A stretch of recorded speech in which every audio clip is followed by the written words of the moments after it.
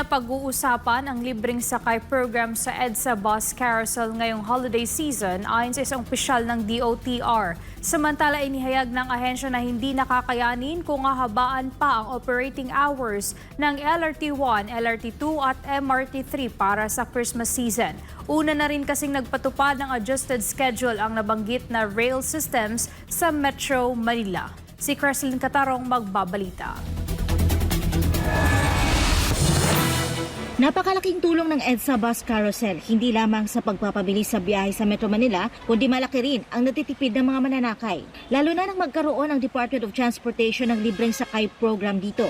Nagsimula ang programang libreng sakay noong kasagsagan ng pandemya na handog ng Administrasyong Duterte para sa mamamayan, lalo na sa mga manggagawang pangkalusugan. Malaking benepisyo ngayon ang EDSA Carousel sa mga commuter dahil nagbibigay ito ng mabilis, ligtas at komportableng paglalakbay sa mga pasahero at nakatutulong makaiwas sa trapiko. Pero sa taong ito, ayon kay DOTR Executive Assistant to the Secretary Jonathan Gesmundo, hindi na pag-uusapan ang libreng sakay program sa EDSA Bus Carousel ngayong holiday season. Aniya, kukonsultahin muna nila ang dalawang consortium na accredited na pumasada sa EDSA Carousel.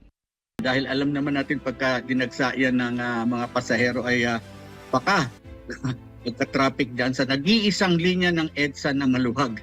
Kaya't patuloy ang aming saik na pagpapatupad ng regulasyon dyan sa EDSA Busway para nga tangkilikin ng mga may-ari ng pribadong sasakyan na mag-public transport na lang kayo. Hinikayat ni Gesmundo ang publiko na huwag munang gumamit ng pribadong sasakyan. Sa halip ay tangkilikin ang pampublikong transportasyon upang maibsan ang nararanasang matinding trapiko sa lansangan lalo na ngayong holiday season. Samantala, inihayag ng DOTR na hindi na madadagdagan pa ang adjusted schedule ng LRT1, LRT2 at MRT3 para sa Christmas season. Paliwanag ng opisyal, hindi nakakayanin kung hahabaan pa ang operasyon dahil makukompromiso ang safety concerns ng tatlong nabanggit na rail systems sa Metro Manila. Bagamat gusto namin, nag-adjust na kami. I think 1 hour before the normal and 1 hour after sa gabi.